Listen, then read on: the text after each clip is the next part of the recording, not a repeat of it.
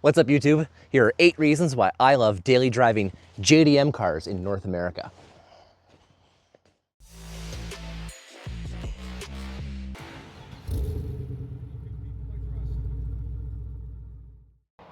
Reason number 1, they're affordable for what you get. When we were looking for our first minivan with a growing family and 2 dogs, I remember specifically there was one for sale for 28 grand that had 190,000 kilometers at the time. This, as a rust-free example, we got with 130,000 kilometers for 10 grand. And it was a lot older. There is some restrictions around the age that you can import. But in terms of the condition and the mileage and how rusty it might be, I maintain that these are fantastic value. To get full value, you got to import them yourself. If you buy them secondhand, once they're here, you pay a little more because someone else has gone through the risk of buying something on the other side of the world without inspecting it first. But we're very happy with all the vehicles we've imported so far. It's, in case anyone wants to doubt that I drive them daily in Canada, a little salty right now. Reason number 2. The condition for their age. This is my 2007 Honda Odyssey RB2. The other vehicle you saw just previously is our 2006 Toyota Estima. These vehicles are approaching 20 years old, and they are honestly in the condition of a 5 or 6 year old Canadian car. There's extremely low rust with most of them. There are areas in Japan where vehicles do rust, so not all of them. You got to be a little careful. But the vast majority of Japan doesn't use salt on their roads. It's very apparent. I'll cut to a clip underneath my Toyota Crown, which was at the time 18 years old, 17 years old. Anyone's wondering why you import from Japan, this is why. This thing is 17 years old. Look. It's just so clean. I mean, it's so easy to find a much older vehicle with much lower mileage than what is typical here. So if you're okay with an older vehicle and the features associated with it, you can find these things with fantastic condition. This one actually, at 16, 17 years old when I got it, still has the plastic protective film on all the door sill plates. It still has the film on all the door sills. My 2006 Crown, when I picked it up at the port, had a bit of plastic flapping in the wind around the trim on the rear window. It was the original plastic from 2006. I imported it in 2023. So that's the sort of condition you can expect from these vehicles. Despite their age, they really are typically, in my experience, having imported 4 now, in fantastic condition for their age. So don't let their age scare you necessarily. You can certainly find them in like new condition pretty easily. Another thing about the condition that's a bit unusual is that it's very easy to find extremely low mileage vehicles. In North America, we're used to vehicles putting on 20,000 kilometers a year, 15,000 miles a year. Seems kind of like average. So a 10-year-old vehicle's sometimes almost pretty much worn out. These vehicles in Japan, they have such an efficient transit system. A lot of people don't use vehicles for daily use. Their cities aren't built around the requirement of a car. So you end up with these vehicles that are like, they were kind of like a family's luxury option to go on road trips for the weekend. Something they don't use to take to work every day. So it's pretty normal to find vehicles that have averaged 5,000 kilometers a year, 6,000 kilometers a year, 10,000 kilometers a year maybe. This one in particular has averaged under 1,000 kilometers a year over its entire life. And it's not quite at 12,000 kilometers. So I think it's like, what, 9,000 miles or something like it. It is 17 years old, 18 years old now. And it's barely gone anywhere. I think it's traveled more distance getting to Canada on a boat and a train to get to the east coast of Canada, nearly anyways, than it's maybe traveled on roads. So it's pretty easy to find very low mileage vehicles, which is great for wear and tear. Less road usage means less salt is kicked up if there's any, less stone chips, less interior wear and tear. I mean, yeah, plastics and rubber still age, so it's something you got to be aware of. But if you're okay working on your own cars, these super low mileage vehicles are fantastic. They're also they have very strict inspections in Japan. So things like correct marker lights are things that have to be changed. It's very, very strict in terms of maintenance. So typically you'll find a good history or have stickers detailing all the things that have been done to it. But so far, all my Japanese vehicles have been well maintained and mechanically fantastic. This probably should have been further down the list.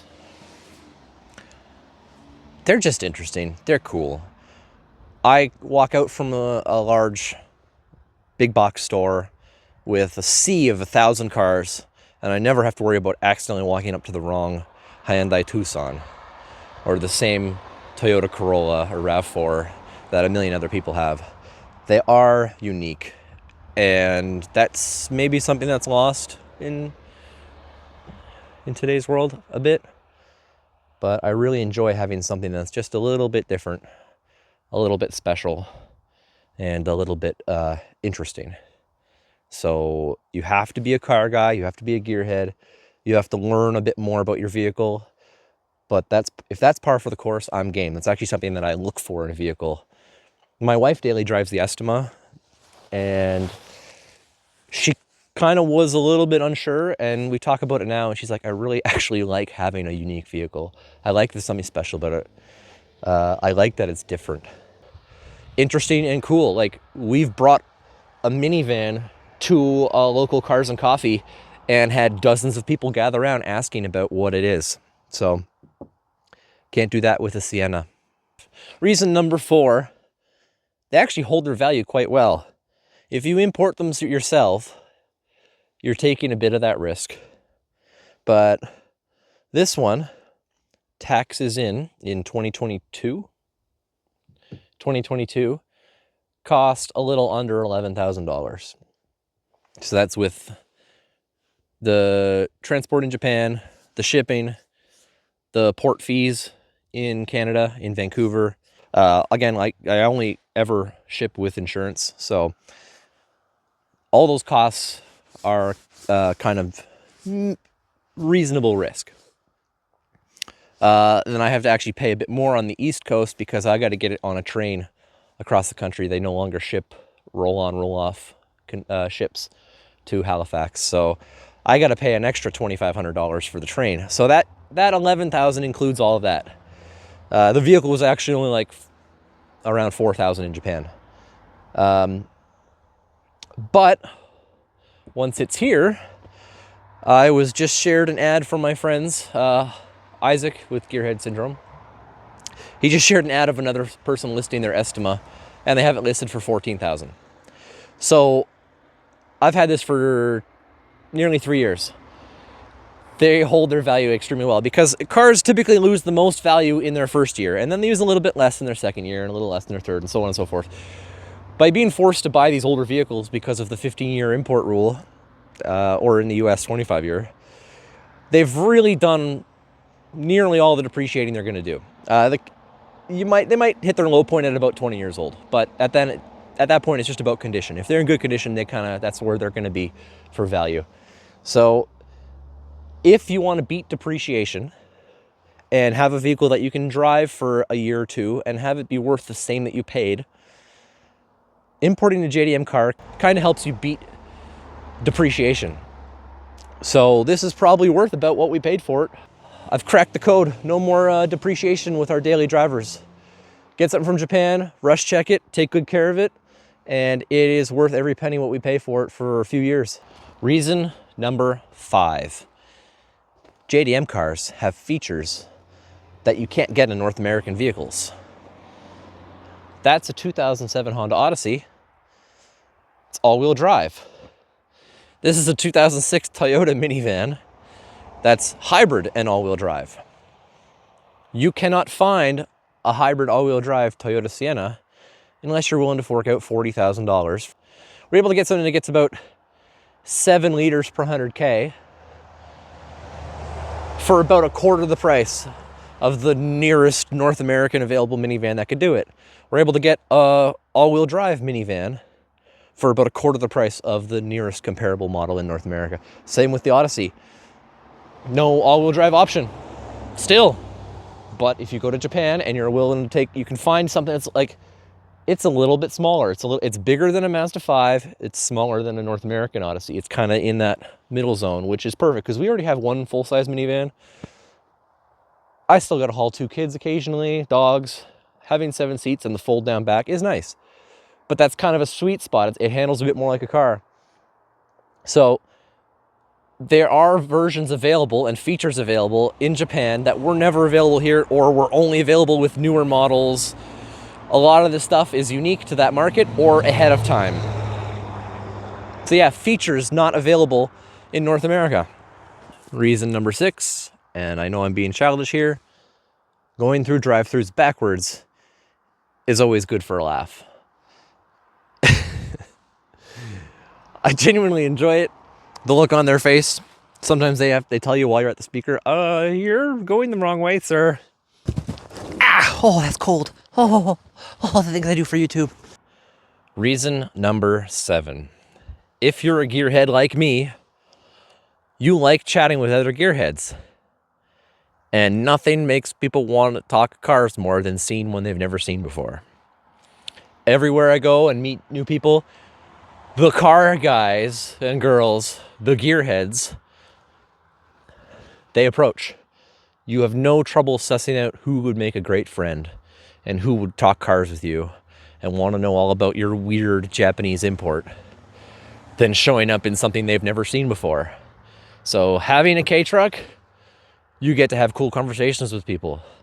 Having a JDM RB2 Odyssey, you get to have cool conversations with people. My 2006 Crown that I sadly sold, that made for some great conversations with people. And being able to go to car meets in your daily driver is something pretty special too. So this is maybe an extension of them being cool and interesting, but they really help you suss out and quickly discover all the gearheads you have around you that you may not have otherwise known if you were just driving a Yaris. Oh God, I'm so cold. Get out of here. Oh, my butt. Reason number 8. And this one's a minor one, but I think it's worth mentioning because there are a lot of downsides to sitting on the other side of the car, but nighttime driving is a little bit easier when you're sat on the wrong side of the car. Part of living in Canada is that in the wintertime, it gets dark really early. So my commute home through mid-December to late January is entirely in the dark. And the headlights facing the other direction are really annoying. It gets really tiresome driving when you're blinded by pickup trucks with their light bars all the time.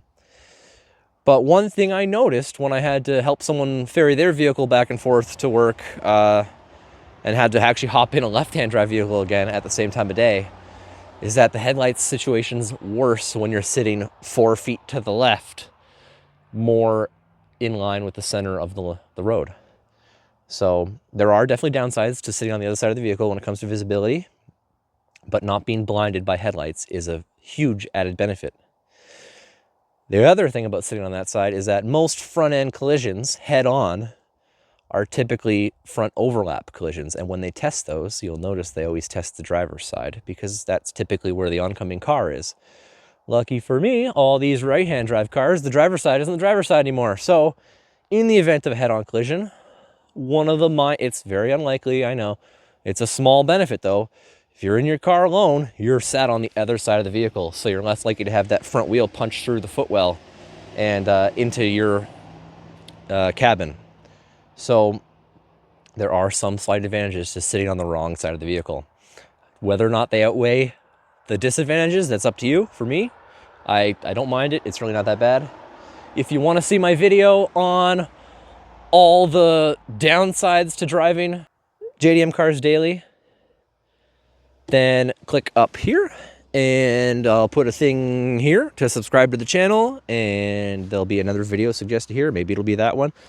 But yeah, click away. I really appreciate you guys. Thank you for watching.